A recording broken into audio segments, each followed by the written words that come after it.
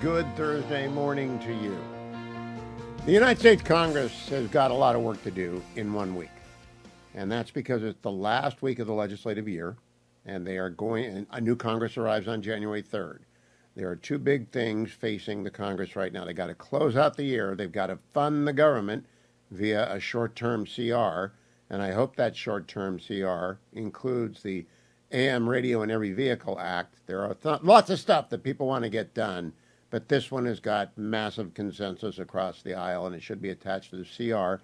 More importantly, the Republicans have to agree on a strategy for January. What are they going to do on the budget and reconciliation process? And when I say this, some people's eyes glaze over.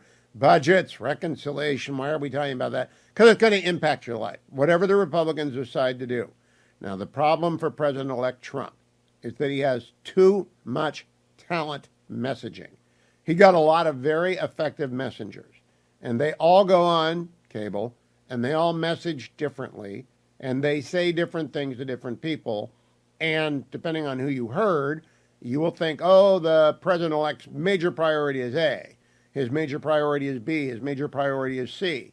In fact, nobody really knows what his major priority is. We know what his big campaign promises were. Immediately secure the border.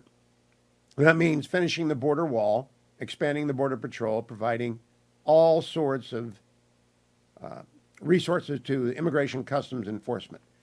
He has promised a massive military rebuild because our stocks are down, our ship count is low, our men and women in uniform need a pay raise. He has promised regulatory reform for energy and housing. He wants an economic boom. And crucially, he's promised to extend the tax cuts that marked the first Trump economic boom.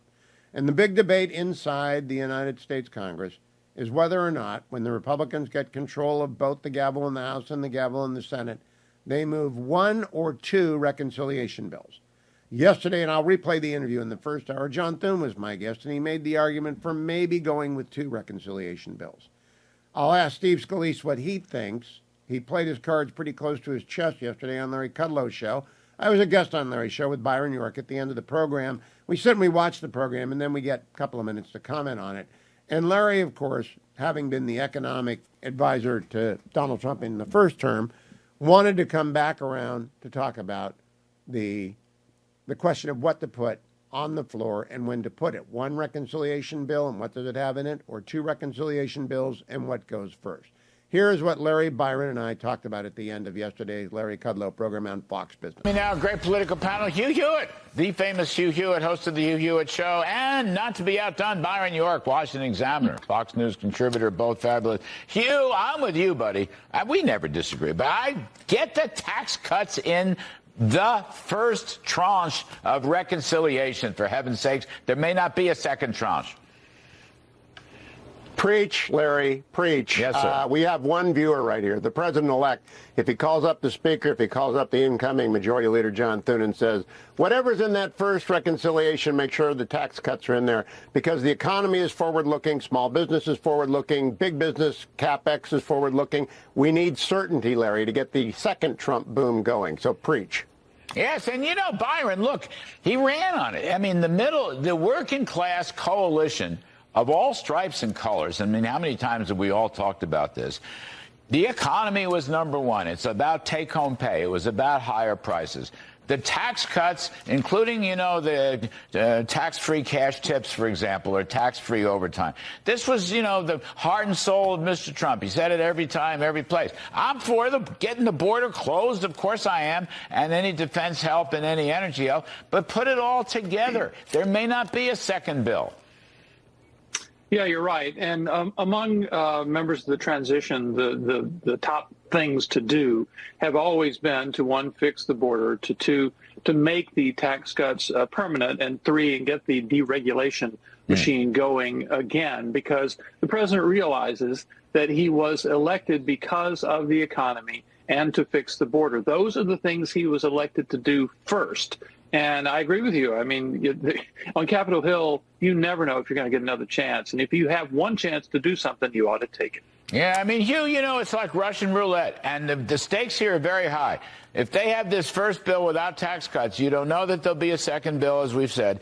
And you know what? You might wind up sitting there sucking your thumb at the end of December, and you had the biggest tax hike in history under a Republican administration. All the hope will be gone. That's too risky, Hugh Hewitt. It is too risky. There are two things, Larry. Number one, the president-elect is at the maximum of his power right now. So if he wants to bring people into line to vote for reconciliation, it's right now. Number two, the economy's got to be booming. If you're a Republican like you and I are, I'm not sure about Byron, but you and I are Republican. If we want the Republicans to win in 2026, the boom has to begin soon, which means the tax cuts have to be in there soon in order to work their magic for the elections in 2026. So if they strike out on the first go, they're not going to make it on the second go. Get it done now. And Byron, one other point, quickly. Mr. Trump will be using tariffs quickly, and he is right to do so, in my opinion. Unfair trading practices. But you want to cushion the tariffs with tax cuts first. Yeah, the theme of this transition is preparedness, to be ready. This is the second time Trump has done this, and they're getting ready, doing things fast. So the key here is for the president-elect to make his position, not his advisor's position, but his position known to Speaker Johnson, Majority Leader Scalise, Leader McConnell, incoming Leader Thune, and say to them, I don't care if you do one or two. I hope you do two reconciliations because you can get a lot done if you do two. But whatever is in the first reconciliation, as much of the tax cuts that I put into place in 2017 that can be agreed upon, and 70-80% of what's in the tax code can be agreed upon very quickly by the Republicans. There are deep disagreements on things like the state and local tax deduction, on things like appreciation deductions. But there's no disagreement at all on, for example, small business pass-throughs. Everybody knows they got to do that. There might be some disagreements on how much people ought to be allowed to save in a Roth IRA or over how many years ought people to be obliged to withdraw their saving, all that different stuff. Not crucial in the first reconciliation. And I explained this morning in my Fox News column. Head over to Fox News or just Google Fox News and Hugh Hewitt. The column is entitled Morning Glory, the risk Republicans run by delaying tax legislation. Right? We run a big risk if we delay. The big risk is that a small majority falls apart. It's a 220 to 215 seat Congress. 3 members of Congress are leaving to take jobs in the administration on January 21st. That doesn't mean that they can't vote on the budget. They can vote on the budget. The new Congress arrives on January 3. The new president arrives on January 21st. What the new Congress can do is pass a budget resolution. If they negotiate it now, they can put that down and they get to work on the trailing bills, and they can do all of that with a 220-member majority. Then you go down to 217. Now, some of those will be back more quickly than others. The New York officials are going to drag their feet on replacing Elise Stefanik. But Florida, for example, is going to replace Michael Waltz very quickly. Ron DeSantis wants to be of help, not delay. So they'll get 1 or 2 of those seats back very quickly. But nevertheless, narrow majorities collapse quickly. Why? Because people don't like each other. Because you bump into someone in the hall. Because you don't vote for someone's bill. Because you run into their car in the parking lot. There are a lot of reasons that Republican majorities fall apart. It's why you want to work with 20 and oppose a 5. But they've got 5, and they have Thor's hammer called Donald Trump. And he can call up anyone who does not want to vote for the first budget resolution and say, that's fine, vote against it. I'm going to go recruit a primary opponent against you. And you know what? That will work. That will work very effectively in year 1. It may work in the summertime. I don't know. Anything can happen. I remind people of Jim Jeffords, Jumpin' Jim Jeffords. The ghost of Jim Jeffords is summoned up like the ghost of Christmas Past at the end of my new Fox News column. Because some of you won't know Jim Jeffords. He's been dead for a decade. Jim Jeffords was a Republican senator when George W. Bush was elected in 2000. And Jim Jeffords got mad. He got so mad that he changed parties. And when he changed parties, the majority switched to the Democrats. It was a Republican narrow majority. They needed the vice president to pass something 50-50 in 2001. I think it was in May of 2001. Jim Jeffords jumped. He jumped from the R column to the D column, and the majority was gone. I don't know if any House Republicans are going to defect. I don't know if any House Republicans are going to die. I don't know if any House Republicans are going to say, no, I don't feel good about this. I don't know. All I know is that Donald Trump should get on the phone with the Speaker and the leader in the Senate, Mr. Johnson, Mr. McConnell, and say, I want the budget package ready, and I want the following things in the CR at the end of the year, including the AM radio in every vehicle act. Well, I met George Bailey yesterday. Some of you know who George Bailey is. He's Jimmy Stewart in It's a Wonderful Life. Now, I have a confession to make. I had never seen It's a Wonderful Life until last year. I've heard, I've seen certain bits of it and Angels Getting Their Wings and things. I've seen the remake that was, I think, an 80s movie. But I've never seen the original. The Fetching Mrs. Hewitt and I watched it last year. It's a fabulous movie. But, of course, George Bailey is a banker. He runs a home savings and loan. Takes money in, lends money out. And yesterday, Brant Frost IV flew up from Atlanta to the Beltway, and we had a meal along with his incredibly smart daughter, Katie Brandt, who you may have seen on Fox and Friends or on CNN. Katie Brandt is going to be a big deal in Republican circles in Georgia for a long time, and I think coming to a television studio near you soon. But Brandt and Katie came up to explain to me what their company does, what their bank does. Their bank is FirstLibertyGA.com. It's really First Liberty Building and Loan. And they do three kinds of loans: small business administration loans, bridge loans, and a third tranche commercial loans. And they're very good at it, and they do not take deposits, but they do seek accredited investors for their bridge loans. And bridge loans is a very niche business that I'm aware of because of my 33 years practicing law. People with a lot of equity sometimes need a little cash liquidity in order to make their dreams come true. And some bankers just don't like that, but not First Liberty Building and Loan. They like it. They underwrite the loan. They raise the money. And I said, what do you need a national talk show host for on the Salem News Channel or the syndicated radio program? And they said, very simply, we're looking for accredited investors and we're looking for people who need loans. When their bank won't help, we will help. And I had a blast with them for 2 hours. Then I had to run in the rain because Larry Kudlow beckoned, where I could have spent 6 hours talking with them about state and local politics, unsolicited. And by the way, I'm not sure they're going to be a client. I'm not saying they're a client. Lots of hurdles to go over before that. I just like them a lot, and Eric Erickson endorses them, and that pretty much says it's a very good company. And we went through all the due diligence, and we had a lovely time, and we connected. And I would encourage you to visit FirstLibertyGA.com. If your bank is giving you a hard time, just switch banks. Go get financing from somewhere else. Or if you're an accredited investor, go talk to them. I don't have to make any disclosures because they're not a client, and I'm not invested in them. All I can tell you is I was very impressed with FirstLibertyGA.com. Why? One of the many reasons is that Brant brought up this book, Dawn's Early Light. I mean, sua sponte. Let me confuse all the Steelers fans. That means on his own initiative. Dawn's Early Light is Kevin Roberts' brand new book from the Heritage Foundation. And Brant not only had read it, he had committed parts of it to memory, it seemed. It's about making America safe for mom and dad and the kids again. Trying to rebuild a community of communities, a republic. And Kevin Roberts knows this. He knows it thoroughly. If you want to give 2 books this year, one of them should be Dawn's Early Light. The other one ought to be a gift card. Pre-order 7 Things You Can't Say About China by Tom Cotton. But get Kevin Roberts, Taking Back Washington to Save America. But the easy thing to remember is Dawn's Early Light. I'm so impressed. Somebody comes up to talk about maybe doing business with me. And instead we end up talking about Kevin Roberts' Dawn's Early Light. Winner. Liberty.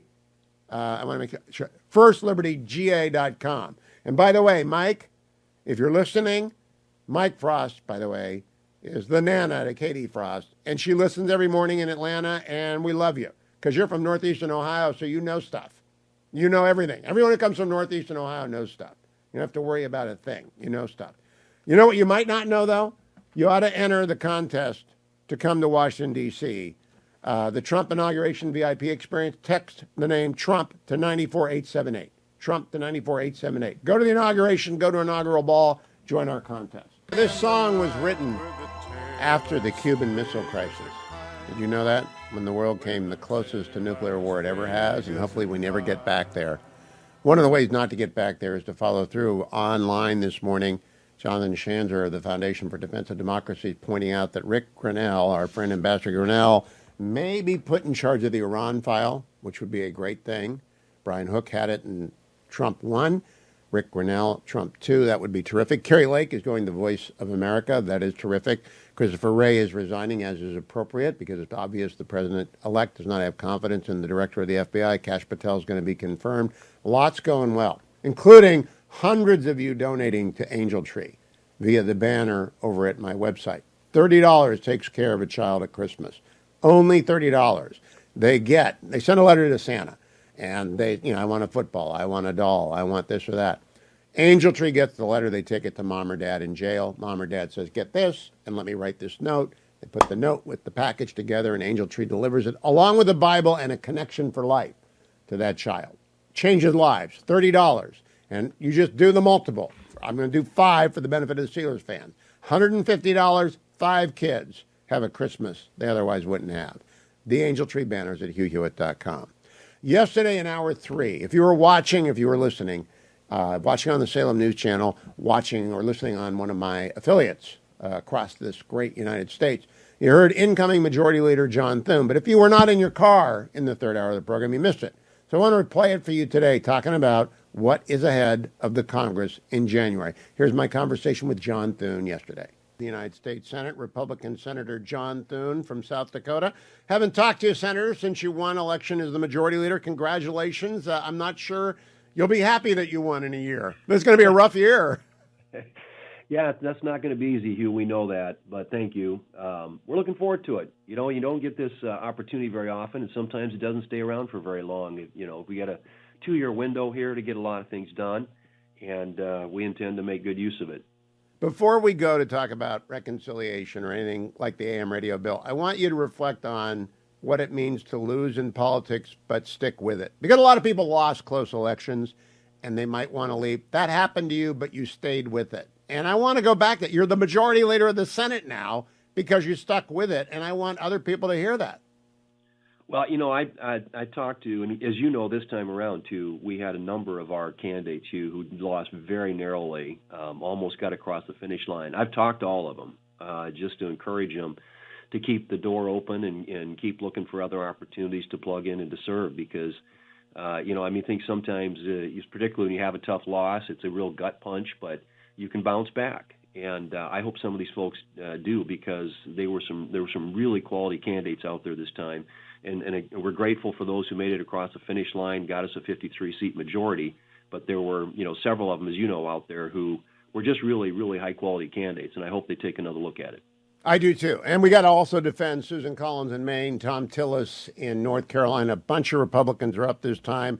That'll be Tim Scott, not Steve Daines' problem. But first, we got to save my business. Yeah, I want to lobby you, Senator. AM radio bill needs to be in the final CR, and then we need these tax cuts early so I can know what CapEx to do in January and February, not in July and August or maybe after we've lost the House majority. What's going to happen with reconciliation? Well, first off, let me say there are a whole bunch of items, starting with securing the border, modernizing the military, unleashing American energy, and then, of course, extending the Trump tax cuts. They're all part of President Trump's agenda. And what I've suggested is a route to get, secure a big early win that advances the president's agenda and that is crucial for national security.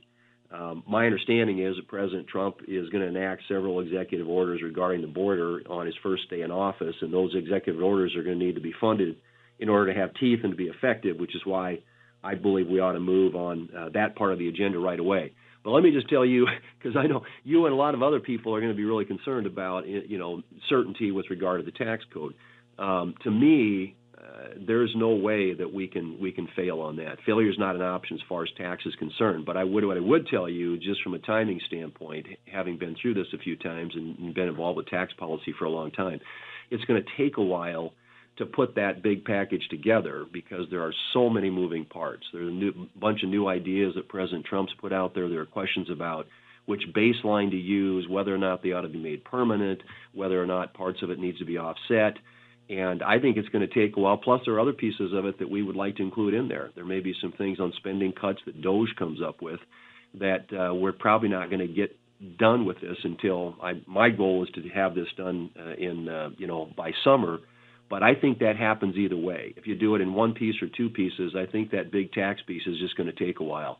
So I think get some wins early, deal with the border, deal with defense, deal with some energy policy, and these other pieces that are going to be fairly complicated. Don't rush them. Make sure we get it right, and that shouldn't get those negotiations shouldn't get in the way of President Trump's efforts to secure the border. That'd be my view and my argument. But I hear what you're saying. Now, I'm curious, Senator, because I understand what you're saying as well. There are some very difficult choices to be made. You've been on finance a long time. I don't know the tax code. I barely made it through tax when I was a law student. I have accountants for that. But I got to know if the pass-through is going to stick around, and I can't depend upon a promise from the House because the House majority is so little. Why not take that on which all Republicans agree? And because you're absolutely right on the border and the defense buildup, it's got to be in the first reconciliation. But can't we get things like the pass-through and the basic rate structure added into the first reconciliation and then worry about the complicated stuff in the second? Well, and we've given some consideration to pieces that we might be able to include early on. And again, I think that, and by the way, the House majority, which is incredibly narrow, as you point out, does get better after those special elections. I mean, we're going to pick up those 3 House seats that right now are empty and give us a 217-250. And I mean, the Speaker will have a 220-215 majority in the first quarter, after the first quarter of next year, when some of those special elections get out of the way. So it gives them a little bit of a margin, not a lot. But I think the pass-through deduction was the thing that we fought for, and that was the area of the code that I worked with in 2017. And just to make sure that we got parity with C Corp. C Corp's got the big rate reduction from 28 to 21.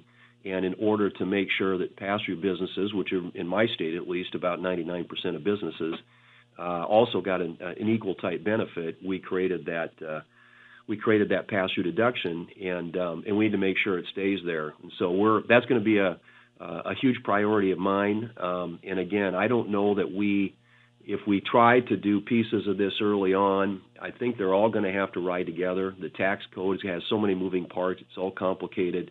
If we did that piece early on, my guess is it makes it even more complicated to get the rest of it later, because there are a lot of give and takes and trade-offs that occur in these fights. And I don't think it's going to be, honestly, I don't think it's going to be any easier for the House to do this earlier than it is going to be do it later, just simply because they're going to have more votes later on, and I think it's going to take us a while to piece this together. Well, the reality is, though, Donald Trump arrives with Thor's hammer. And if anyone gets out of line on the first budget resolution before January, he can line up a primary opponent in the House in about 2 seconds. That's the only, I mean, we could actually lose the majority, Senator. That's why I am so adamant. And the guys who are listening in the studio right now, they're listening very closely, because bonuses and CapEx depend upon the pass-through, right? And there are people all over the country leaning in right now. John Thune knows the pass-through. What's he going to say? And they're not going to be happy to hear, well, wait until summer. Well, but the thing is, the pass-through, of course, as you know, doesn't expire until the end of this year. And just drawing on the 2017 experience, we didn't get to the tax piece of reconciliation. We did the Obamacare repeal in the summer of that year. We didn't get into the tax piece until the fall of 2017. But none of this is all, the pass-through is there. I mean, the 199A deduction is there through this entire next year. And the deadline we have in front of us is December 31 of 2025. And I think that deadline works to our advantage, because nobody wants to see a $4 trillion tax increase. And I can't imagine any Republican in the House or the Senate who is going to vote to allow that to happen. So I think we have the pressure of the expiration next year working to our advantage, creating a deadline out there to ensure that it gets done. And like I said, as far as I'm concerned, failure is not an option. It's just something that we can't rush. We need to get it right. And I think there are things that we can do in a second reconciliation package on the spending side that we need to do too. And I'm hoping by then some of the DOGE work will be done, and we'll have a better understanding of what we might be able to do to actually do some things to significantly shave the cost of government, in addition to extending the tax policy. You know, Senator, the risk is just so high because Democrats don't share our vision on low tax-free enterprise, and if we lose the House majority or it goes sideways on it, that you know my argument. I'm going to leave it alone. I want to move back to the AM bill. And why are there House Republicans opposed to saving AM radio? I don't get that. This should be in the CR like yesterday. Yeah, and we, as you know, I think we passed it, with a big margin out of the Senate Commerce Committee a long time ago. I don't understand that either.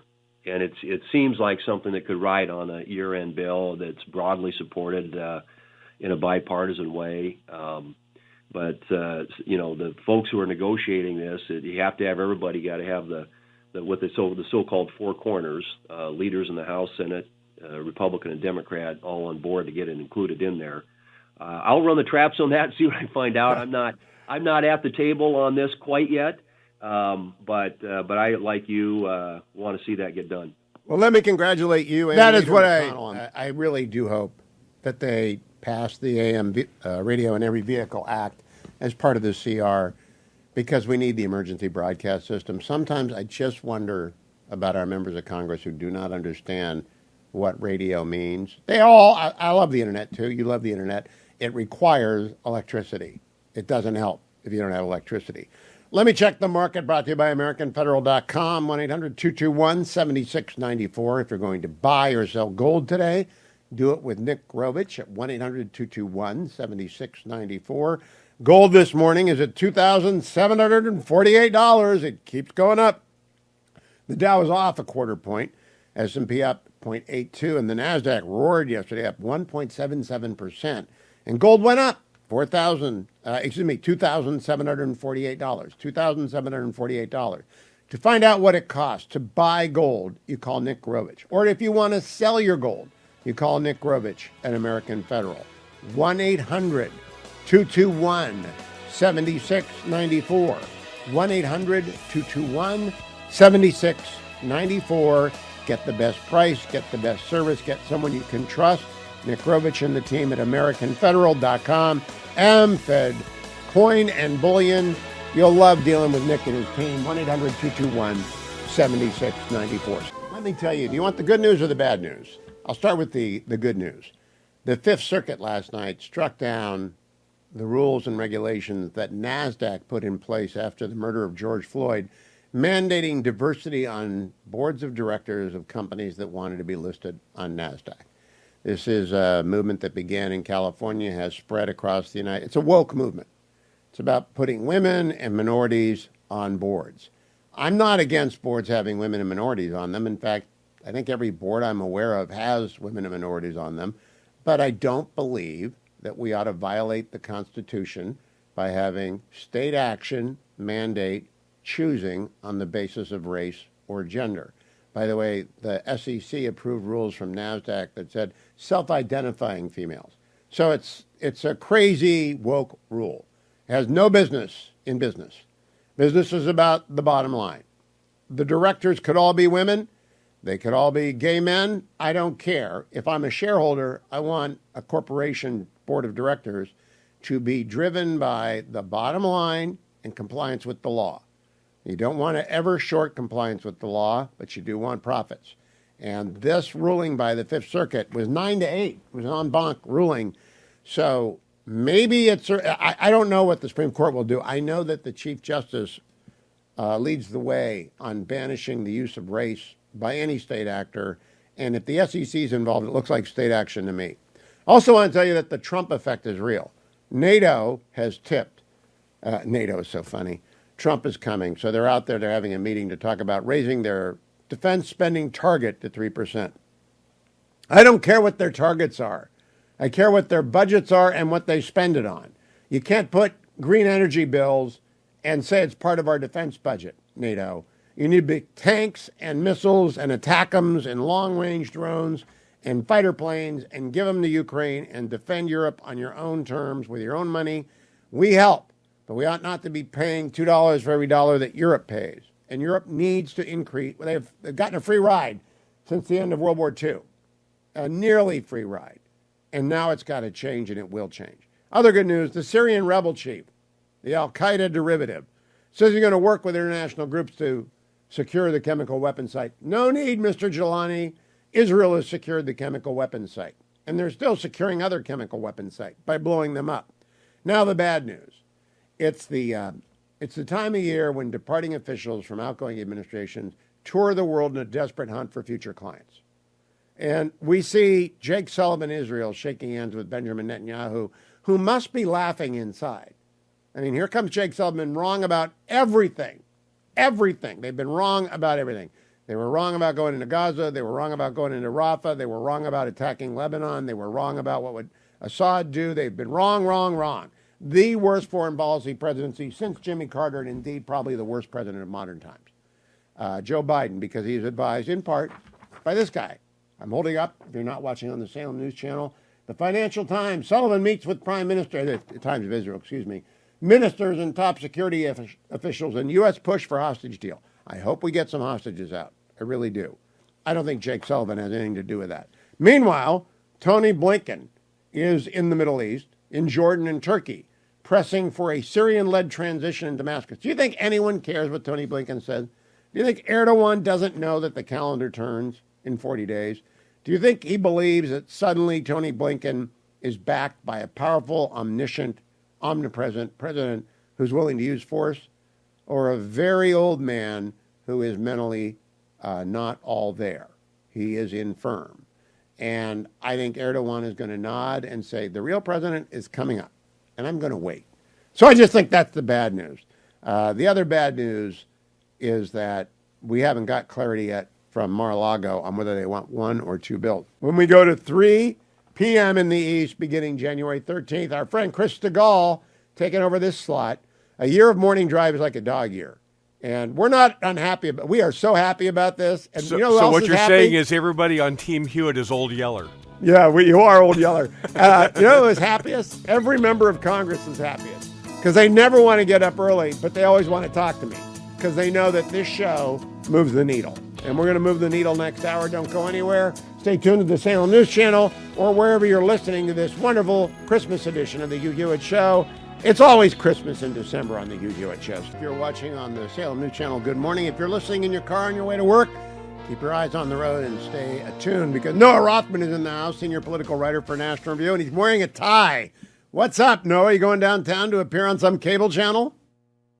No, Hugh, this is just for you. I've decided to up my game a little bit. Now, I wasn't intended to go on Fox News, and you know how this happens. Got a bump, but at least I'm here, fully dressed in my best apparel, best Sunday apparel for this hit. Well, you're looking very Christmassy too. It's a red tie. You can see I've tricked out my studio with my nutcracker and my red ribbon, so we're all on the same page. And Merry Christmas to you, Noah. Noah, not a Merry Christmas, however, for Brian Thompson's boys. He's dead, and the man who killed him is being lionized by the left. You've written about this, but I'd like you to pick up there. How outrageous is this? It's horrible in a way that is soul crushing, insofar as it has societal implications. We saw yesterday advancing this story, both Elizabeth Warren, senator from Massachusetts, and a monologue from Jimmy Kimmel, late night host, all of whom sort of tongue-in-cheek, and in Warren's case, less tongue-in-cheek, acknowledging the value of the bloodletting that this has produced for society writ large. It has shown a light in their telling on a something that is unsaid but is broadly shared, a general dissatisfaction with corporate America, health insurance only being one facet of the rapacious capitalist enterprise that is sapping Americans of faith in their government, faith in the institutions around them, and they're understandably lashing out violently in order to tear down these pillars of society and build something more just and fair in their place. This is solipsism, this is sophistry on a level that is so repulsive, so detached from the sort of elementary moral basis that any civilization must maintain in order to preserve the existence of that civilization, that it's hard to understand or comprehend how they got this so wrong. The basis of this claim is just simply false. There's no evidence to support it. Kaiser Family Foundation did a really comprehensive survey in 2023, found 8 out of 10 people like their health insurance, their private health insurance, even their employee-sponsored health insurance. People have problems with it, especially if you get sick. But it's a minority proposition. So for you to succumb to this delusion and tell yourself that this whole world is lining up behind a cold-blooded murderer who killed an innocent man and celebrating that bloodletting as though it'll shake loose some elements of society that you think need to be destabilized is beyond repulsive. It is, and it, for somebody like Elizabeth Warren, I want to play the Elizabeth Warren quote. I want to play it for the audience so people can hear what you say. She's on the MSNBC set with Joy Reid when she says this, cut number 5. The billionaires run it all. Is they get the opportunity to squeeze every last penny. Yeah. And look, we'll say it over and over. Violence is never the answer. This guy gets a trial who's allegedly killed the CEO of United Health. But you can only push people so far. And then they start to take matters into their own hands. Yeah. All right, so that is a former Harvard Law School professor saying, but you can only push people so far. In other words, licensing violence because you've been pushed too far. And you know what she should be saying? The murderer should go to jail. That's what she should be saying. She's a law professor. I don't know who will sit with her in the Senate dining room. That is a morally repugnant statement. Those two people sitting in that room pontificating about the value of this violent murder, knowing nothing about this guy, ignoring Occam's razor here, which is that somebody who would engage in something like this is engaged in disturbed thinking and has nothing to offer us in a cogent level in terms of a policy critique. And then they sacrifice that in order to advance the notion that he's speaking for untold millions of people who desperately want to kill their service providers is grotesque on a level that is hard to describe. These two people, both of them, Joy Reid and Elizabeth Warren, have been awful for the Democratic Party. Awful. They're barnacles. Long may they reign. Long may they reign. No, you know who else has been awful for the country? I used to give the benefit of the doubt to ProPublica. It's a not-for-profit so-called journalism investigation, and they've done some good work in the past. But yesterday the mask slipped, Noah. They had been preparing. They decided they would investigate Pete Hegseth. And they decided they would investigate Pete Hegseth's claim that he was accepted to West Point and didn't go. So they called up Pete Hegseth, and he said, yeah, I got accepted to West Point, but I didn't go for blah, blah, blah. He went to Princeton. At the same time, they called West Point. A bureaucrat told him, no, hey, we don't have any record of his being admitted here. And they called him back, and Pete Hegseth sent him the letter of acceptance. So they called back West Point again, and West Point again said, no, he didn't go here. So they were on horns of a dilemma, and then somebody got them a copy of the acceptance letter, and they didn't write the story. All right, they weren't going to tell anyone that West Point had lied to them or that they were, quote, investigating him until Pete Hegseth's people blew the whistle on him. What do you make of that? And did ProPublica do journalism, or did they let the mask slip on their activism, advocacy journalism disguised as journalism? Well, by not doing the story, they did journalism. But I suspect that if they had any rationale to continue with that story, they would have published it. I'm disinclined to blame West Point here, just because I don't know what happened behind the scenes. And there might be archival issues when it comes to finding out the records of a student who didn't go there. And maybe some functionary was very convinced that no letter of acceptance had ever been distributed. God bless Pete Hegseth for keeping that letter. Otherwise, the story probably would have run. But nevertheless, what ProPublica did and what it does, and sometimes it does do good work, but only when the institution and its billionaire liberal donors are not invested in the political outcomes that they're reporting on. What ProPublica does when it is invested in outcomes, when it's trying to take somebody down, and it's almost always somebody on the right, is they do journalism by insinuation. They get somebody who's maybe on the record or maybe sort of off the record who's implying something very significant. And the implication goes in the headline. And then if you have to read this 2,000, 3,000 word report, and it's always sprawling because it wants to pack every single thing in there to make sure that the implication is as sound as possible without substantiating facts. And then they promote the implication, and the implication goes far and wide, because their audience, the far left audience, wants the conclusion to be true.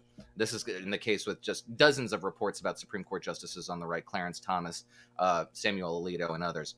And it applies here too. where they wanted to retail an implication that Pete Hegseth is lying about his background. Fortunately, Pete Hegseth managed to interdict that. But had he not had that record, I'm 100% sure that this story would have run with an on-the-record claim from West Point that would have subsequently been dismissed weeks later. But at that point, the damage would have been done, and the nomination probably would have been scuttled. And that's what they wanted to do. They wanted to affect political outcomes. This is the basis of what media is getting wrong in the modern era, is that it no longer wants to report on events, it wants to shape them. It wants to change. That is it. Agenda journalism is different from journalism. Agenda journalism is outcome-driven journalism. They decide what they want to get to, and they assemble the narrative that will get them there. Used to be, I think it was Dan Rather who said, news is where you look. Well, people should ask, why did ProPublica, for the first time that I am aware of, decide to do a resume check on a nominee by a president who just won a landslide? And the answer is they wanted to take down Pete Hegseth because they wanted to wound Donald Trump. So ProPublica is a left-wing agenda journalist. Doesn't mean they don't do good work occasionally, but people should know it's a left-wing group. Like I'm a center-right talk show host and you're a center-right writer. People should know ProPublica is not for profit. It's left-wing. Is that a fair description?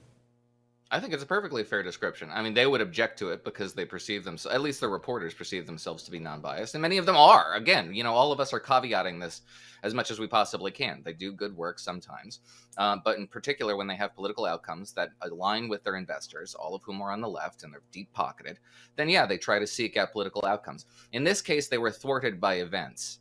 And we can't say, what would have happened in the absence of those events. And it's fine for ProPublica or any other institution to be vetting these nominees. They should. All of these guys and girls and women should be under a really significant microscope by the FBI and institutions in the private sector. That's the job, and good for them for doing it. I'm going to argue with you for a second. I'm going to argue with you about that. I do want to make clear, they are a not-for-profit. That part is true.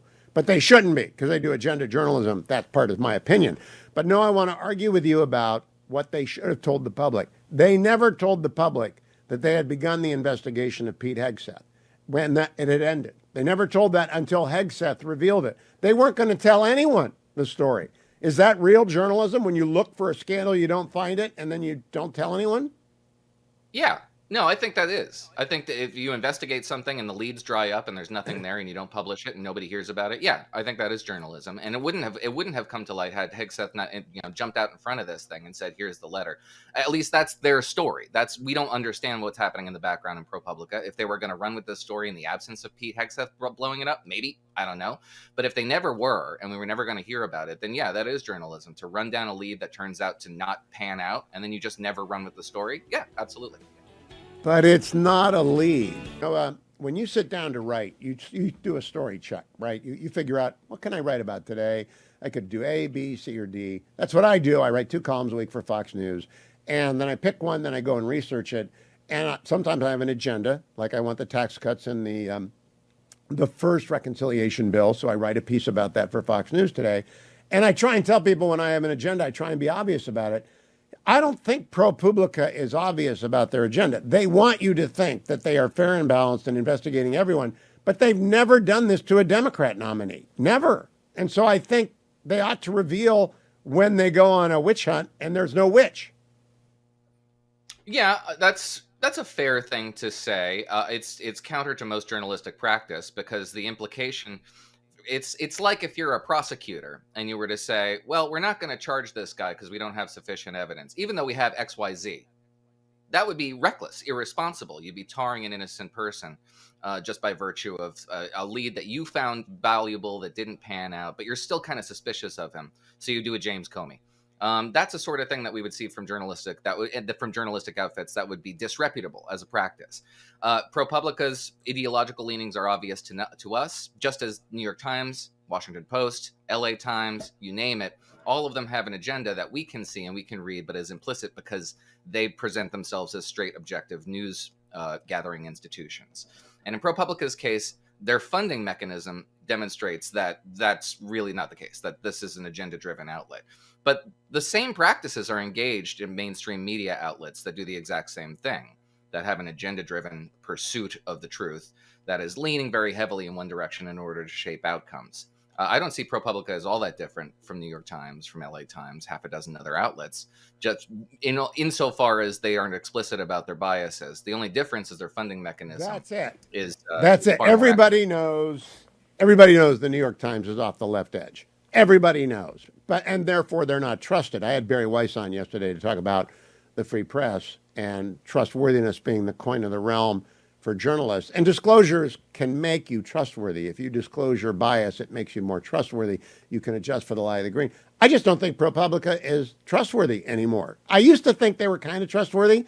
Now, after this story, I'm not going to read them anymore because I know what their game is. Their game is to take down Republicans and build up the left. I just never realized that until yesterday.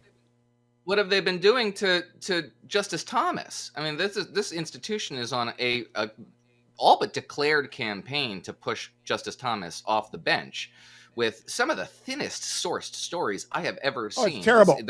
It's bad journalism, but it's bad journalism, and it's Sheldon Whitehouse lit the fuse. Sheldon Whitehouse lit that fuse. They didn't light that fuse. Sheldon.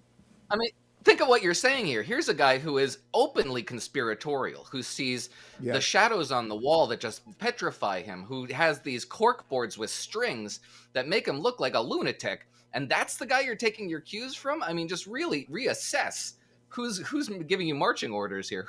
Who's your avatar?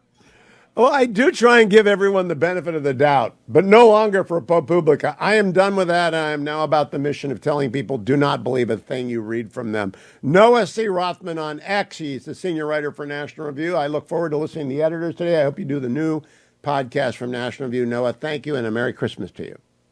Merry Christmas to you.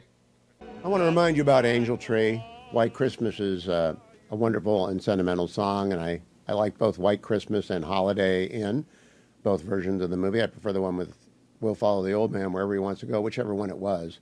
But I do want you to know a white Christmas doesn't mean a present under the tree. Angel Tree assures every child who's got a mom or dad in jail, sometimes both parents, that they'll hear from mom or dad on Christmas with a note written by them attached to a gift that the child wants, that they've made clear to their caregiver or their other parent. They'll get a Bible, they'll get a connection to Angel Tree, and it only costs $30 a child. So please head over to the Hugh Hewitt banner for Angel Tree at HughHewitt.com. While you are there, you can also, or you can just remember this, text the word Trump to 94878. Trump to 94878. And you will be entered in the contest for a wonderful VIP experience at the presidential inauguration in January. Tickets to the inauguration, tickets to inaugural ball. We pay for all the expenses. Salem Media wants someone from our audience to experience the presidential inauguration up close. All you have to do to enter, text the word Trump to 94878. That's Trump, T-R-U-M-P, to 94878. Little housekeeping. On January 13th, which is 19 broadcast days from now, but who's counting? I am going to move from morning drive in the East to afternoon drive in the East. That means 3 to 6 p.m. in the East. I am doing that because Seb Gorka is going back to serve President Trump again, and he's anchored the afternoon drive for 6 years for Salem News Channel, Salem Radio, all of our affiliate networks. And Seb's good at that, and I've always been envious of him because the hours are the best hours in radio. Now, Rush, the great one, preferred to work from noon to 3 East Coast time. So he's on 9 to noon on the West Coast when I used to listen to Rush when I worked at AM 640 KFI, more stimulating talk radio back in 1990. I liked to listen to Rush in the morning when I was driving around doing lawyering things. I was a lawyer. I'm retired, but I was a lawyer for 33 years. I still teach. But I would listen to Rush in the morning. I'd think, that's a pretty good slot because I was working early mornings on the East Coast, on the West Coast, and then I moved to afternoons on the West Coast. But the real slot I would like is 3 to 6 p.m. I want to be on in every congressional office. I want every legislator to hear. And there's some legislators who simply are not awake by 9. And this is human nature. But they're all awake between 3 and 6. That's the hour where you got to do fundraisers. You got to be in the car. Your staff is driving you around. And this radio show and this television program ought to be on in every single congressional office of people who want to know what the news is and what is pending and what matters to the center right in America. So I'm dancing a jig. Now, for those of you who are upset, Mike, I'm looking at you, Mike Frost. You are a dear, dear listener. I love meeting your granddaughter yesterday. I just want you to know that you can always still wake up with me because I put my podcast out every day after the show. Harley does, actually. I don't do it myself. And our YouTube subscription, if you subscribe to YouTube, you will find a YouTube alert whenever I do an interview that you should hear, like next hour's interview with Steve Scalise. YouTube, Hugh Hewitt channel, it will pop up for you if you like and subscribe. Go over there and like and subscribe, and you'll find out the most important stuff. But if you want the whole show, or almost all the show, you just sign up, subscribe to Highly Concentrated Hugh, and you get the 3-hour show in about an hour and a half. It's a great way to listen to the show in the morning if you missed it in the afternoon. And you can also sign up for Dwayne's World, because Dwayne occasionally has something good to say, and he talks to Jim Talent, and you would get that at Dwayne's World. But I want you to know I'm not leaving you, especially in places where I've got a big audience like Atlanta, a big audience like all of Pennsylvania and Ohio. I'm not leaving you. I'm just adding Los Angeles and Phoenix and Denver and all the markets out west that need Sweet Reason from inside the Beltway, or whether I'm in Studio West during the time that I teach, or Studio North. Sometimes a story just makes you stop and say, that's extraordinary. And that happened to me this morning. There's a story in the Washington Post and Reuters and a number of different places. The headline in the Post is, 11-year-old girl survives 3 days at sea by clinging to tire inner tubes. I've got to tell you, I said, what? An 11-year-old girl survived 3 days in the ocean? And I read the story. Here's the story from the Post. Rachel Pannett is the reporter. An 11-year-old girl survived for 3 days at sea after a shipwreck off the coast of Italy by clinging to a pair of tire inner tubes, rescuers said on Wednesday. The child, originally from Sierra Leone in West Africa, was in a rickety migrant boat that set off days earlier from Tunisia. The boat sank off the coast of Lampedusa during a storm, German rescue charity Compass Collective said in a statement. As many as 45 migrants were aboard. The girl, who was wearing a life vest, was a sole survivor. The rescue crew heard her calls in the darkness at 3:20 a.m. Wednesday morning. Quote, "It was an incredible coincidence. We heard a child's voice, even though the engine was running." Matthias Widdenlubert, the skipper of Tromotter 3, a German sailing ship that has been assisting civil sea rescuers in the Mediterranean since August of last year, said in a statement. The crew looked for other survivors, but after a day-long storm with 8-foot waves and strong winds, it was hopeless. The child had no drinking water with her or food, according to rescuers. Although she was hypothermic, she was responsive. Now, this is tragically not unusual for people to die at sea, trying to get to Europe. Thank you, Angela Merkel, for what you did during the Syrian civil war, but we really should damn Bashar Assad for his incredible brutality, which set off a migrant surge, which then encouraged everyone living in miserable circumstances everywhere to go. I was with my friend Dan Runde for lunch 2 days ago, and Dan is an expert on foreign aid and on making poor countries rich. And he told me that the studies have proven that if GDP in a country gets to $8,000 per capita, nobody leaves. If you can make $8,000 per capita, no, of course, we're way above that in the United States. We lead the world. We're the richest country in the world. But in Sierra Leone, I don't know what the GDP is, but it isn't $8,000 a year, and there's drought and there's violence. And so people try to get to Europe because everywhere from all time, I always point out, James Hewitt got on a boat in Ulster in 1868. And I don't know how he got here. I don't know why he got here. All I know is he left the family behind in Ulster and got on a boat alone, and he came to America, and he wrote down that he was from Scotland, not from Ireland. He was a Presbyterian. He wanted to go with the Scot side. And he went to Pennsylvania. He worked in a coal mine and stayed there long enough to buy a small farm in northeastern Ohio, and the rest is history. That's my great-grandfather. Everybody goes somewhere if they can't make a living where they are because they don't want to die. And if they can get out, they get out. Ken Follett, the great novelist, wrote a great novel about this about 3 years ago that intertwined journeys of terrorists and journeys of migrants, journeys of refugees. And right now, the United States has a big open sign on it. And therefore, we have 10 million people in the country, and we don't know anything about them. We don't know where they came from. They did not do detention like Ellis Island did for James Hewitt. They didn't have to be met by someone, which was one of the old rules at Ellis Island. They just come, and then they disappear, and we don't know where they are. Over a long period of time, most of those 10 million people who are not deported will, in fact, assimilate and help the United States grow and continue to grow, because we have a free enterprise system and a great constitution and a wonderful rule of law. And most people who come here eventually get it. And most people who come here want to and do indeed work hard. But I am astonished that an 11-year-old had a will to live. 8-foot seas are nothing to laugh about. I don't like them. I have been in a couple of storms. I don't like them. I've been on a big cruise ship in the middle of a big North Baltic storm. Didn't like it. Fetching Mrs. Hewitt was on a cruise ship after the Haitian earthquake. I hadn't picked up the cruise yet, and I had my radio listeners on board. And that ship, everybody was sick, and they lost their wine cellar because the ship was rolling in rock, and they couldn't put in. I had to go on a journey that took me from the Grand Cayman to Miami to Mexico, and I finally got, but they couldn't put in because the waves were so high. I cannot imagine an 11-year-old for 3 days, maybe for 3 hours, but for 3 days. Now, there is no GoFundMe, or I would tell you about this. I think this is a Christmas miracle. I don't know anything about this girl. I don't know what happened, whether she was alone, with her mother or father, a family. The sorrow that she's experiencing is immense because she was relying upon someone to get her where she was going, and they're all dead.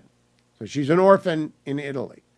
And I don't know what happens to her. I'll try and keep track of the story. But that's a Christmas miracle. I just thought I'd share that story. That really, we have no problems, you and I. We have arguments. We have disappointments. We wish we could get things done that we don't get to do. We would like things to work out differently. I would like the United States Congress to pass one reconciliation bill and do everything at once. That's a political thing. That's not hanging on to 2 tire tubes for 3 days in 8-foot seas when everyone you were with is dead. That's a completely different set of problems. I have first world issues and arguments and problems. Even if you're sick in America, you have the best chance in the world of getting well. We have the best healthcare system in America, in the world, in America. The best. Oh, well, it's not single payer. Yeah, but it's the best. And it developed into its very weird way. There are 5 healthcare systems in America. Let's see if I can remember them. Employer-provided healthcare, number 1. Medicare, number 2. Medicaid, number 3. Obamacare, number 4. And the VA, number 5. So we got 5 and none of them work really well. I get that. Those are first world problems. Hanging on the phone with AT&T. God, I forgot to call back AT&T. I went on the Dennis Prager cruise because Dennis is recovering from his injury, and I switched over to the AT&T plan. I forgot to call him. I just remembered that. Oh, I'm in trouble with the Fetching Mrs. Hewitt. And so that's a first world problem. AT&T is a classic first world problem. A first world problem is Dwayne. Dwayne is like the definition of a first world problem. But 11-year-old, 3 days in the water, that's a miracle. That really is a miracle. Now let's go back to first world problems. It's a first world problem for John Thune and Speaker Johnson, along with Chuck Schumer. It's actually Leader McConnell and Chuck Schumer until January 3. Leader McConnell and Chuck Schumer, Mike Johnson and Hakeem Jeffries are the so-called 4 corners. And they have to agree on a continuing resolution to fund the government. Otherwise, the government runs out of money on December 20th. And everybody wants to put something into the continuing resolution. So these 4 guys, and they're deputies. John Thune is the deputy to Mitch McConnell. Steve Scalise is the House Majority Leader. I don't know who's number 2 in Hakeem Jeffries' rank. I really don't know who the whip is on the Democratic side of the House, nor do I care, actually. But I know Chuck Schumer is part of the 4 corners, and I don't know who his deputy is either. Is it Dick Durbin still? I've never been very good at the Senate. Democrats are not very good at this stuff. But Republicans aren't very good at this stuff either, and we're not supposed to be fast. The Republic is supposed to be slow. But once in a while, a window opens in which you can do big things. One of those windows is the continuing resolution, because it's a must-have bill, and Speaker Johnson can put onto that bill whatever he wants. I am hoping he puts on the AM Radio in Every Vehicle Act. I really do want that in there. And I'm glad that the National Defense Authorization Act passed yesterday. That's a must-have bill.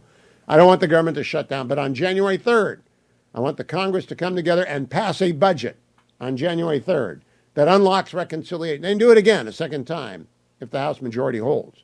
But right now they got a majority of 5. 3 members are going to leave on January 21 to take up jobs in the Trump administration or be confirmed for the jobs that they are being nominated for. Elise Stefanik at the UN. Michael Waltz is going to be the National Security Advisor. I can't remember the third one. They're all going in, and the majority will drop to 217. So they should pass the budget in the first week, and they should pass whatever we can agree on. And the president-elect wants a border wall, an expanded border patrol, an expanded Immigration Customs Enforcement Agency, more detention facilities, and deportation briskness. All right, so they got to fund the deportation effort. And there are more than 1 million criminals in the United States who have deportation orders. Don't get all twisted up over the fact that we're going to go actually back and enforce the law. Then we need a military buildup immediately because, once again, Democrats didn't spend enough and we're down. We've drawn down everything. We've given a lot to Ukraine. I'm all in favor of that. Big supporter of giving our old munitions to Ukraine and building the new munitions for our use. But they have to do the second part, and we have to fund that. I'm all for drill, baby, drill. We have to bring down the cost of energy if we are going to bring down producer prices. Prices are forward-looking. If Donald Trump arrives and he says, we're going to drill, baby, drill, we're going to build small modular reactors, we're going to export liquid natural gas, we're going to do fracking everywhere, then we will end up producing more energy, and the energy is one market. It's all one market. This is basic economics. Oil, gas, solar, wind, all of it is one market. There's one world market. And the more energy you put into the world market, the less energy costs everywhere. It is that simple. The less that energy costs, the less that things make it through to the end of production. Our friends at Americans for Prosperity, a great sponsor of this show, understand this. They understand the need for energy. But AFP also understands if the American economy is going to boom, we need the tax cuts made permanent. And Akash Chogali was with me yesterday, and we posted it on my YouTube channel, so go watch it. Akash and I are in complete agreement, as is Larry Kudlow. The tax cuts have to be in the first package because the boom's got to get booming. The boom's got to get going if we want to hold the majority. If you're a Republican or a free marketer and you want to hold the majority in 2026, the boom must begin sooner rather than later because people stop waiting for good news about March of next year. And if they're going to get good news by March of next year, they're going to need that tax cut. You're going to need relief factor if you're doing the kind of things. Wait a minute. What are you telling me, Adam? Well, I got people talking in my ear all the time. And yesterday, Larry Kudlow was talking to me, and Tommy Tuberville didn't show up. And I love watching talent dance. It's not. There's a scene in Blazing Saddles which I can't play, but where they're shooting at the feet of someone and saying dance, and that's what it's like when someone doesn't show up or you get misdirection. Larry did it effortlessly. Larry's a pro. And if you ever see anyone filling, you should study Larry Kudlow on how to fill.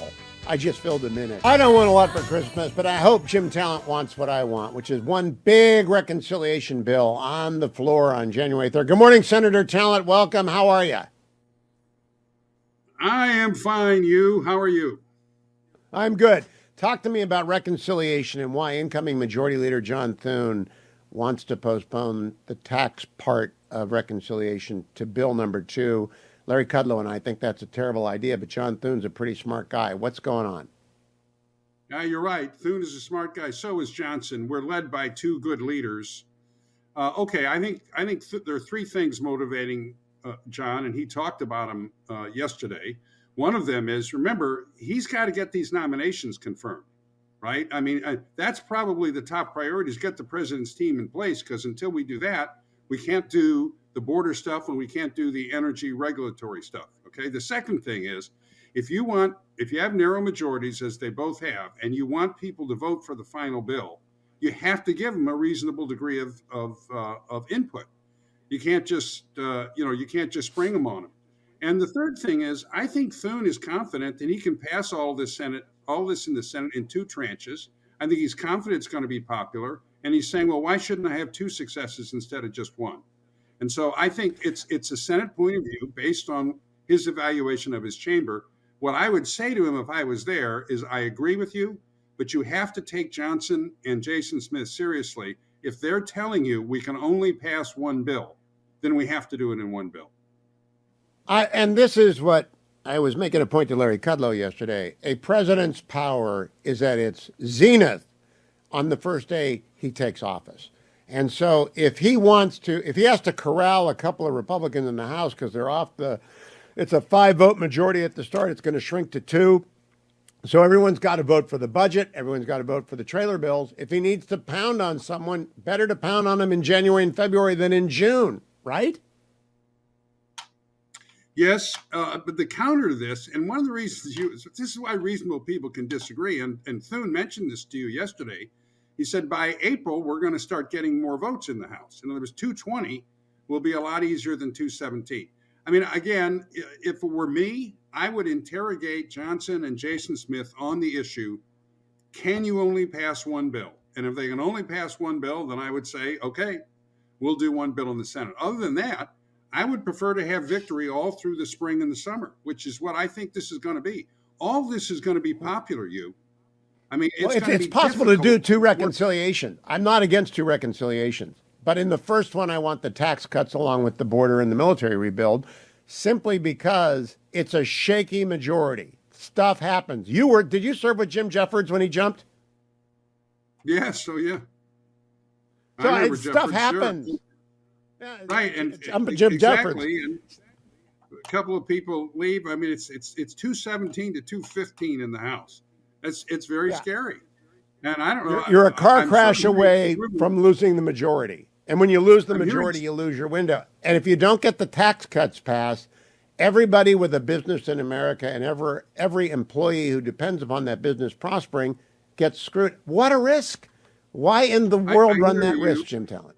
I hear you, and I'm playing the devil's advocate here. On the other hand, and Thune made this point, precisely because it has to pass, he believes that you don't have to pass it in the first 60 days, that there is no Republican that's going to allow a multi-trillion-dollar tax increase to occur, and that therefore you can pass this later in the year. So the point is, these are the kind of tactical questions that the leaders have to decide. And if you're one of the followers who's elected these people, I would want my input, but I would agree to go along with what they wanted to do in their chamber. So I'm confident they'll figure this out. These are good guys who want to get this done, and they're working with the president.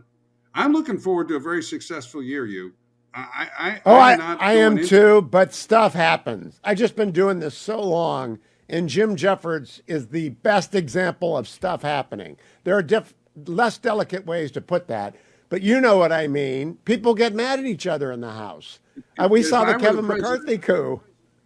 If I were the president, I'd find a couple of House Democrats to appoint to sub-cabinet roles to expand our majority by a couple of votes. He's got to have an undersecretaryship he can give some of these people. That's what I would be on. That's actually brilliant, Jim.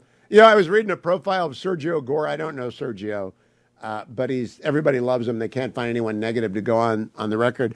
And I learned that his beagle is named Machiavelli, so I like him already. What you just suggested was right out of The Prince. Why not? He wants a bipartisan administration. I mean, he's already got Tulsi Gabbard and Bobby Kennedy. There's got to be some posts that some of the Democrats in the House would be interested in. I mean, two or three, then we expand the majority. Sure. And we'll get these to be an older member of the House who is now in the minority after having had the gavel. All you want is some authority back, right? You just want someone to listen to you again. Yeah, find him Jim Talent, always good to talk to you. I'm going to go listen to Dwayne's World. Dwayne says you sat down with him yesterday for a longer conversation. I'm going to go get that at Dwayne's World, the podcast from Generalissimo, who works when he wants to, but has agreed to show up occasionally from 3 to 6 when we move to the afternoons. I sure hope Jim Talent will. The majority leader of the House Republican Caucus, Steve Scalise, Congressman extraordinaire from Louisiana. Good morning, Congressman. Great to have you back. Good morning, you. Great to be back with you. Merry Christmas. Love the holiday season. Thank you, Leader. I got a lot to talk to you about. The CR, the AM radio and every vehicle act, and especially reconciliation.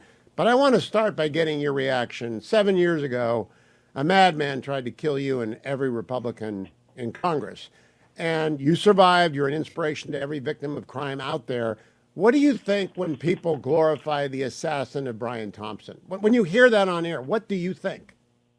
It's disgusting. When you try to justify or equivocate, what somebody did to take another life. I mean, here's a man with a family. You have an issue with what happens at a company or a government. You have the right to go petition, to make your case, to vote people out of office, to run for office.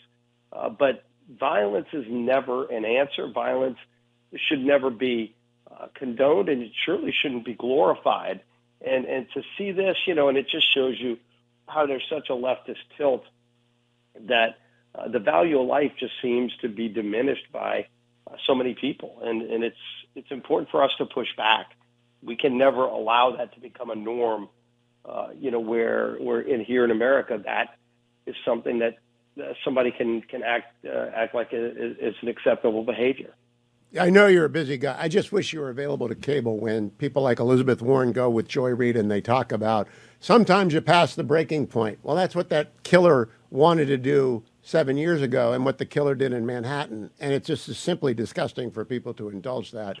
All right, Majority Leader Scalise, I want to start with my industry, the AM Radio and Every Vehicle Act. It could be attached to the continuing resolution. I hope it is. I've been doing this since 1990.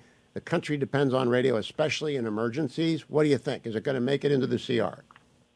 Well, there's a real chance. I'm from New Orleans. We've seen more than our fair share of disasters, hurricanes, and people always turn to AM radio. Usually the main broadcasting goes down for a little while, and AM radio is always there giving information to people in the community. So I'm not sure if it's going to make the final cut, but it's definitely one of those contenders. It's one of those things that I think if it doesn't make the final cut, it's going to be very difficult to resurrect in the new Congress when reconciliation gets in the way. So I know you're a great friend of conservative talk radio and of the emergency broadcast system and of urban radio and of every other kind of radio station. It's the broadest coalition I've seen. John Thune tells me it's an easy walk in the Senate. Do you have any idea why anyone would oppose it? Not really. I mean, even the auto manufacturers have, I think, acknowledged that it's something that whose time has come. Amen. Well, I hope that is the case because I've been doing this since 1990. I hate for the idea of my public to buy a new car and suddenly lose access to this or the emergency broadcast system. Second, I came on Larry Kudlow midway into his studio yesterday, and Larry was talking to you. I instantly recognized your voice. I love it when I can recognize a voice. So I leaned in to hear you talk about reconciliation. And you did not tell him one bill or two. What I thought you were saying is the president-elect has to tell us one bill or two and what he wants in one bill. Is that the right message? The president-elect has got to give very firm guidance here? Yes, and look, I'm sharing a lot of input on what are the pros and cons of one versus two reconciliation bills, because I do think there's some pitfalls with the two bill approach, but I've laid out what those are. Ultimately the president's going to decide. So, I made it clear, with the people who are going to be involved in making this decision, what I think, but also what are the pros and cons, so that ultimately the president makes the best decision. Because look, at the end of the day, we're all in agreement on what will be in the package. One package, two packages. We're going to do border security. We're going to do energy security. We're going to do tax reform. We're going to do rules and regulatory reform. So it's going to be things that are great for the American people, great for working families to lower costs, to get our country back on track, to give the president the tools he needs to secure the border, and to prevent a $4.5 trillion tax increase. I'm committed to doing all of those things. What is the best method for Congress to get it all done? For most Americans, they don't care. Just go get it done. So our focus needs to be on making this decision. We're going to start in January. We're going to hit the ground running. We're already working on the policy, the legislation, to get some of this stuff done starting in January. But we've got to have this final call made. The president himself has been, of course, lobbied, so to speak, on both approaches. But he's kept his powder dry. But I think pretty soon he's going to make a decision. And once he makes a decision, let's all go in that direction. But the policy is something we don't disagree on. We're all in sync on the same page of what needs to be done to get our country back on track when we finally get President Trump in office. I really cannot wait for January 21. And you do have the majority from January 3rd to 21. I want to make the best argument for putting the tax cuts in Bill 1 and see if there's a counter to it, because you've been there a long time. You've seen a lot of presidents arrive for their first month or two. They have a honeymoon. Their power is at its zenith, the maximum. So you get what you want in the first 2 months or the first 100 days. And if the taxes aren't in there, uncertainty builds. Here's my best argument. I am a small business. This radio and television show is my business. And I have employees, and I have CapEx, and I have all these different considerations. I can't really act on my 2026 business plan until I know what Congress is going to do about the tax cuts. And Senator Thune told me yesterday, we're going to get it done. You know what? Businesses can't go to the bank on that. My best argument, Larry Kudlow made it yesterday as well, is certainty for small businesses, certainty that they can move forward. Does that persuade you to put taxes, or at least whatever you can agree on? I know that SALT is difficult to negotiate, but I mean, the pass-through is widely praised as a necessary thing. Yeah, and I've been making that argument as well, that the certainty of getting this done is just as important. I mean, you can go back to 2017, and I was the majority whip back then. I was involved in those negotiations and was proud to help President Trump get that bill done. But we had the difficulties. The first approach that was back when they said, okay, let's do healthcare first, and then we'll do taxes. And, healthcare fell by that one vote in the Senate. And it was still, and I shared this with some of the president's team, when we started the second reconciliation bill, we had to do the budget first. To get there, there were over 20 Republicans that voted no on the budget to create that Tax Cuts and Jobs Act. We can't lose 2 votes this time around because the margin's so tight. So, you don't want to take a risk that the bill fails and you can't even start the process. And there are some members posturing, saying they'll vote against it if it doesn't include their version of what SALT, restoration would mean, or certain other things. And, look, we've got to get this done. But with a narrow majority, every single member on the Republican side, because unfortunately all the Democrat Party has made a decision that they will not vote with us to secure the border or to cut taxes. And it's one of the reasons they lost the election. They still don't understand why they lost, but they're still going to keep voting for kind of Marxist policy. So we got to do it on our own, and we will, but you don't want to risk it. So, does the political argument matter? Now, the political argument for the AM radio in every vehicle is that conservative talk radio needs it. That's a political argument. It's not the emergency broadcast. The political argument for the tax cuts is, if you want to hold the majority in 2026, the Trump boom 2.0 had better get started quickly, or people won't believe it's real by the time we get to voting in November 2026. So tax cuts 3 months earlier means all the data changes 3 months earlier in 2026. Do any members buy that argument, Leader Scalise? Not yet, but there is, I think, a growing understanding that if you take the risk and go with 2 bills, the later you get in the year after, okay, we put some wins on the board, President Trump was able to get, some border funding, we got energy production, but you still don't have the tax cuts.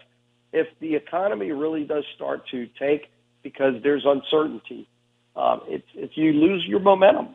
We've got a lot of momentum right now. People are excited about Donald Trump coming into office. I think that first bill, everybody's going to want to be a part of. So put all of it in there. That's amen for one bill. Leader Scalise, amen. I hope you take that to Mar-a-Lago, or you take it over to Speaker Johnson and your colleagues in the caucus and say, let's win big, big, big. I always like to score 8 runs in the first inning, not come back in the ninth. Leader Scalise. And then never get tired of winning. Yeah, and never get tired of anything. We can come back in the ninth later, but let's get 9 runs in the first inning. Leader Scalise, thank you. Merry Christmas. Hope I see you before the Christmas break. And God bless you and the vehicle, AM radio and every vehicle act. Good luck. Thank you. Former Senator Pat Toomey will be here Pat Toomey is going to explain to us a lot about reconciliation, also about pharmawindfall.com, because he, like me, does not want money spent on big pharma. I'll tell you about that. Do you want to go to the inauguration? If you want to go to the inauguration, let me tell you, it's very hard. But you might win a trip to the inauguration, tickets to the inauguration, and tickets to inaugural ball if you'll join our Salem contest. Text the word Trump, Trump, to the text number. I want to make sure I get it right. No, I don't want to give you the wrong one. 94878, 94878. The presidential inauguration VIP experience. Salem will take care of everything, your expenses, your hotel. We'll get you to the event. We'll get you to the ball, but you got to enter to win. Text the name Trump to 94878. Now, yesterday I sat down with a potential client, but not a client. I met the George Bailey of Georgia, and I really enjoyed sitting down with Brant Frost IV and Katie Frost. And they, First Liberty Georgia, firstlibertyga.com is where you go when your own bank isn't treating you well. And you want to get something done, and you've got a special, or they're not a sponsor. I'm not doing this for, it's just I met George Bailey. He's my age. He spent 30 years helping businesses grow, giving a lot of money away, a giving goal every year to great ministries around the country. And I had a glorious 2 hours. But then I had to go, and I had walked there, and so I had to walk back and get to the studio to do Larry Kudlow. And it was, it never is windy in D.C. It's always cold and rainy in December, but it's not windy. It's like walking in a gale yesterday. But I got there in time to hear Leader Scalise. And I love a distinct voice. When you've been doing this as long as I have, you know voices. And as soon as I got suited up in the studio, put the earpiece in, I heard Larry talking to someone. They didn't have a lower third up, didn't have a feed for me on the return. But Steve Scalise, I'm talking to him tomorrow. What's he saying? And it was so good to hear him say, one bill. Also very good to hear him say, the AM radio in every vehicle act looks like a winner. Looks like the four corners. The majority and minority leader of the Senate, the majority and the minority leader in the House are together on putting something onto a CR. And the AM radio in every vehicle act has broad bipartisan support. I've never seen anything like it. Because of the emergency broadcast system, we have spent billions and built dozens and dozens and dozens of absolutely defensible structures so that if anything goes wrong, we can still use AM radio. The first means of delivering news remains the best means. So I'll keep you posted on that. Feel free to call your congressman and say, I like my AM radio. I think that Hewitt guy's pretty good in the morning. I'm very mad at him for moving the afternoons. I know some of you are mad, but you can't be mad. Andrew and Todd aren't mad. Andrew and Todd are very happy. My sponsors are very happy. The reason they are is because it's just a bigger audience. It's a huge audience. When you go to 3 to 6 in the afternoon, not only do you get to talk to every member of Congress, including those who sleep in, and all of their staffs, and it can be on in the office. Not only does that happen, because I break news. I make news and I break news. Senator Pat Toomey represented the great Pennsylvania state for many, many years. Good morning, Senator. Good to see you again. It's been a while. Hey, Hugh. Great to see you. How have you been? I have been great. I hope you are as well. I want you to explain Pharma Windfall to me because Conservatives for Lower Healthcare Costs is a sponsor of our program, and you are working with them to stop this giveaway. But I also want you to explain reconciliation for me. Let's start with Big Pharma. What are they asking for Congress to do for them now? Well, what they're trying to do is get some legislation jammed into whatever funds the government at the end of the year. Legislation that would really, really disrupt the supply chain of pharmaceuticals. It gets a little bit complicated, Hugh, but as I think you know, the way this fundamentally works is that big pharmaceutical companies set the prices for their drugs. They are often called list prices. And then the pharmacy benefit managers, PBMs, working on behalf of hundreds of thousands of health insurance plans that are their clients, they negotiate with Big Pharma and say, look, if sales reach a certain volume, you've got to cut your price for our customers. And the cut comes in the form of a rebate, typically, when the volume level is reached. Well, that rebate gets passed on to the plan sponsors, typically small, medium-sized businesses. It could be Medicare plans, and that means lower costs for the workers, whoever's on those plans.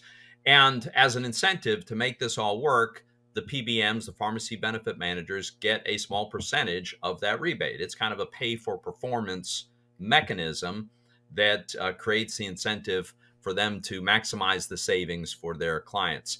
Big pharma hates this because it's a mechanism that drives down, frankly, the total revenue that big pharma gets. So this is their big priority at the end of the year, to try to put limits on the ability of pharmacy benefit managers to be compensated for their performance. Performance in this case being measured as the amount of savings they achieve for their clients. It's a really bad idea. It's a huge priority for the left, has been for a long time, Hugh. And for Republicans to pass this, if they would, which I don't think they will, and I certainly hope they don't, but for them to do that right on the eve of taking complete control of the elected government would be like political malpractice as well as policy malpractice. Now, Senator Toomey, I've got to distinguish between big pharma that I like and big pharma that I don't like. I like big pharma when they produce the drugs that save lives. My brother worked for big pharma in your state for 35 years as a toxicologist. They got a lot of stuff in Pennsylvania. But really, is there no limit to what they must have? Because big pharma is not exactly broke. They made a lot of money out of COVID. They made a lot of money out of the system. Why do they need more? Hugh, look, I'm a huge fan of what the American pharmaceutical industry has accomplished. We're in a league by ourselves as a nation. They develop some of the best drugs in the world. They make our lives so much better with their medicines. But they also hire teams of lobbyists to try to create a set of rules and a system of reimbursements that'll maximize their profits. And, sometimes they're going to push policies that are just don't make sense in the scheme of things. That's where I think we are. I'm a huge fan of the innovation, the development of new drugs. I mean, it's life-saving, it's life-altering, it's tremendous. But that doesn't mean every policy with respect to the market structure that they advocate is the right policy. Exactly. And go to pharmawindfall.com for more information on that.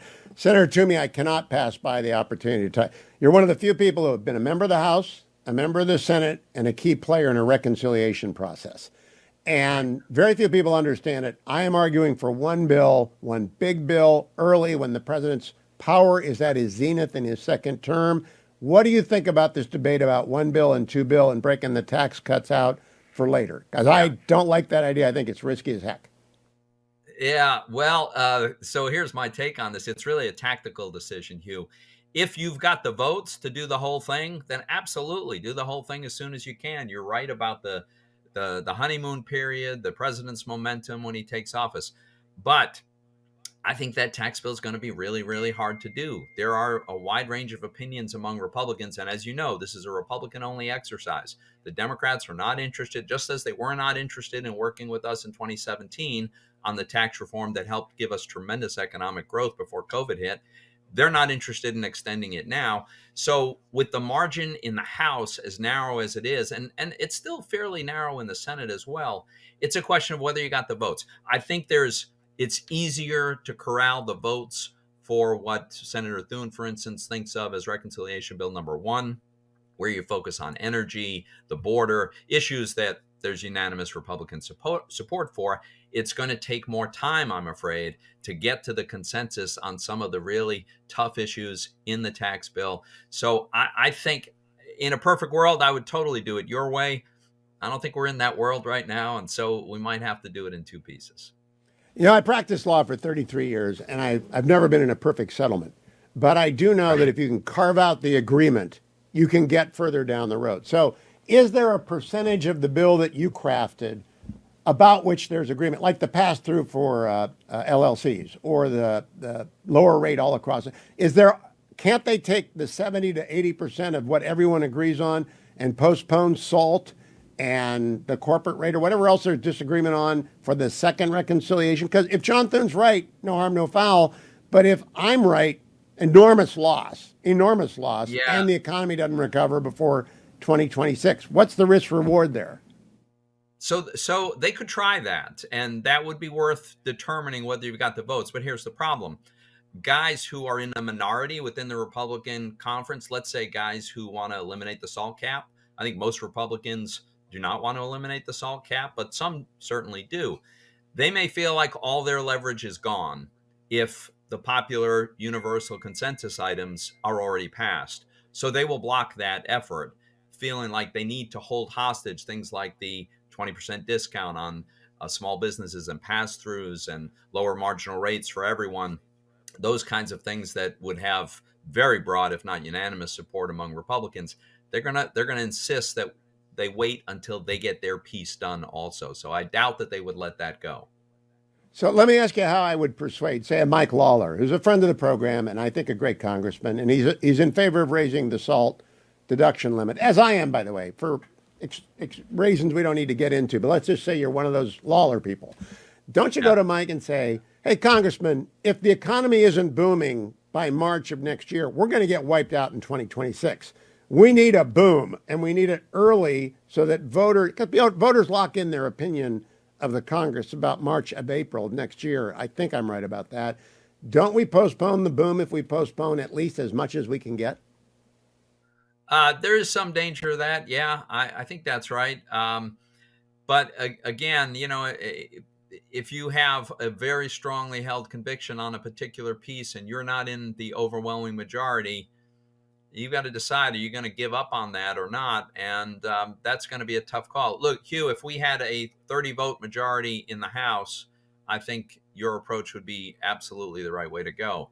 But if we've got a 2 or 3 or 4, I mean, we're down to very, very small numbers. I'm just not sure it's going to come together in time. And so here's another consideration. I think we do get a win on that first reconciliation bill, energy, some spending matters, defense, the border, right? And wins can often beget wins, right? That'll be a big victory for the American people. It'll be a political victory. It'll be a demonstration that Republicans can govern in this new configuration of our government. And so hopefully that'll be momentum that will lead to the regs, because we absolutely have to pass the extension of these really pro-growth constructive tax policies. I'm 100% with you on that. It's just a tactical question of how to get the votes. Last question for you, Senator. I like 9 runs in the first inning. I'm not a sports fan who likes to go into extra innings. I like 9 runs in the first innings for the Guardians. I want them always to be ahead. So I want 9 runs in the first inning. And the guy who can make that happen seems to me to be Donald Trump, because he picks up the magic phone at Mar-a-Lago and he talks to recalcitrant Congressman number 1 and says, do you or do you not want a primary challenge? Because if you don't want a primary challenge, vote for reconciliation bill number 1.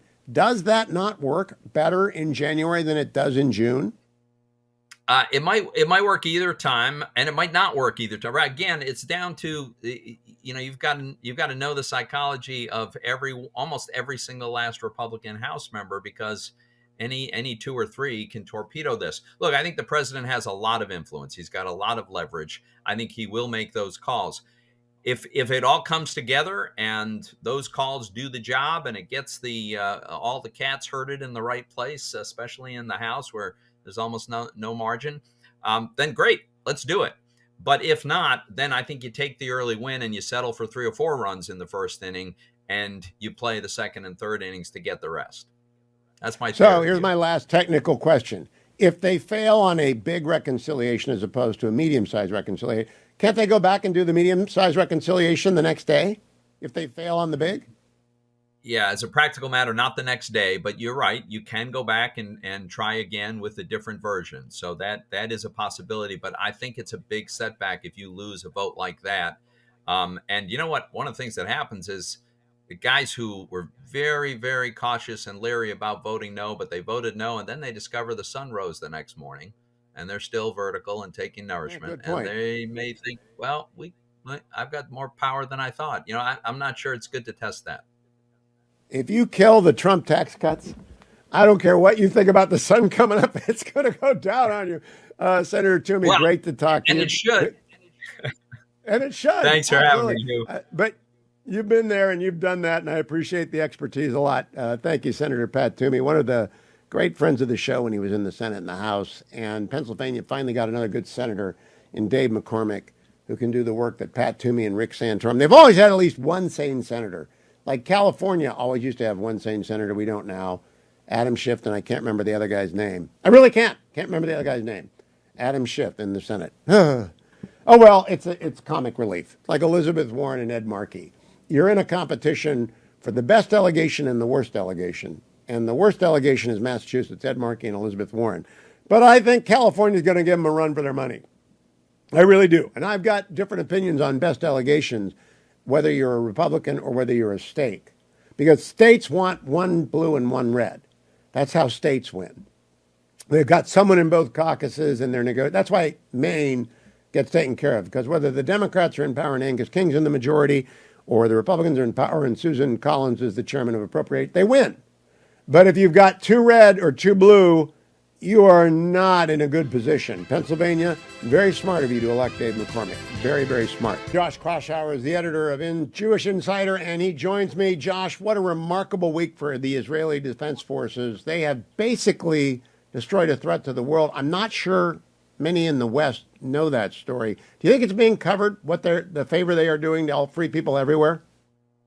I mean, look, I think judging by the coverage in my backyard, reading the Washington Post every morning, you would think Israel was the bad guy. But it is pretty extraordinary what's happening in the region, sort of the domino effect that Israel precipitated to lead to the fall of Bashar al-Assad in Syria. There's definitely a direct line, and I've been listening to your show, listening to Michael Oren, writing about that, and a lot of very, very plugged-in commentators. It's a remarkable story, and we've just seen the first chapter of what's unfolding in the Middle East. Now, I think one of the reasons that some of our agenda journalists on the left are not in a hurry to cover this story, Josh, and this is my conservative, the media is so biased hat putting on, is that President Obama told everyone he didn't cross the red line because Russia agreed to take all of Syria's chemical weapons. Turns out they didn't do that. They're all over the place. And that doesn't make President Obama look good. So why are we going to cover that story? What do you think of my suspicion?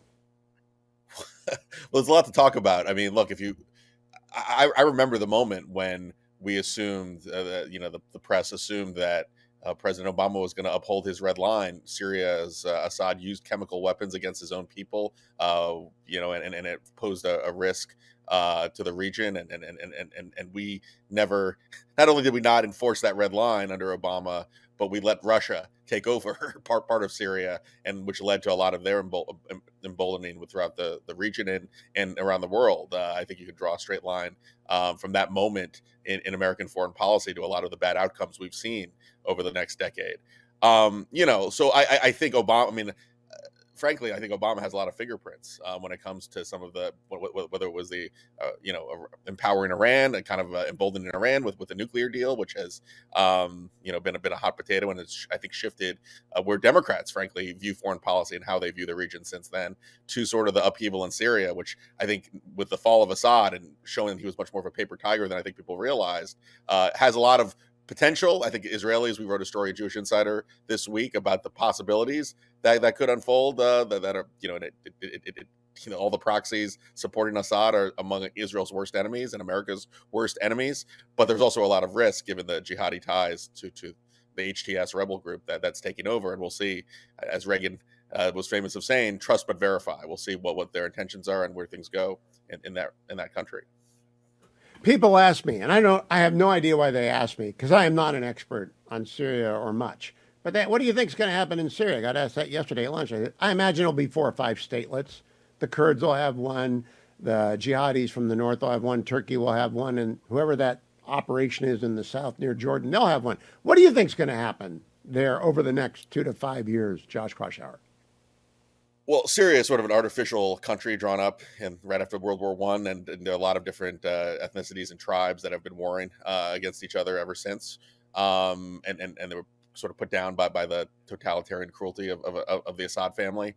I think from an American point of view, the big thing to watch is Turkey. Turkey is sort of right now is the straw that's stirring the drink. They back some of they back the HTS rebels. They're poised to have a lot more influence in the country, in the region. But that also is a threat to the Kurds, and frankly, in the American zone of influence in the eastern part of the country. And I think protecting Kurdish lives and making sure that we have a foothold and we can prevent any potential growth of ISIS or any jihadist forces is a key American interest. And working with Turkey and making sure there's not that we work with our Kurdish allies and protect them, I think is also going to be a very an essential American security interest in the coming weeks. Oh.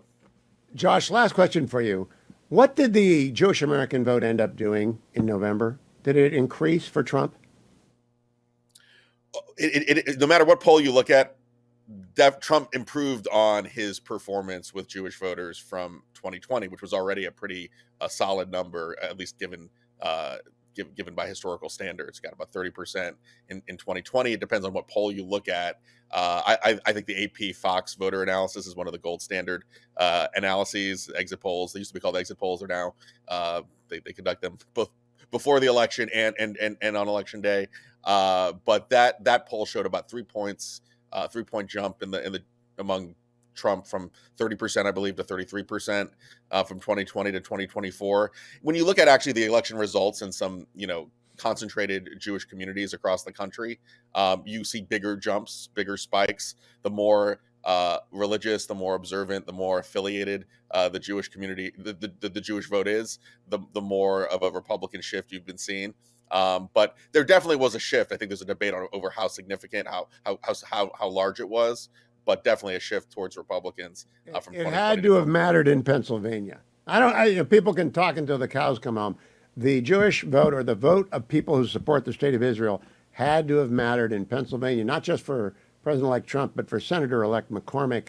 And I think part of that is because Jewish Insider has covered the issue of the Biden administration's malfeasance towards the Jewish state better than anybody. Josh Kraushaar on X and at Jewish Insider. Thank you, my friend.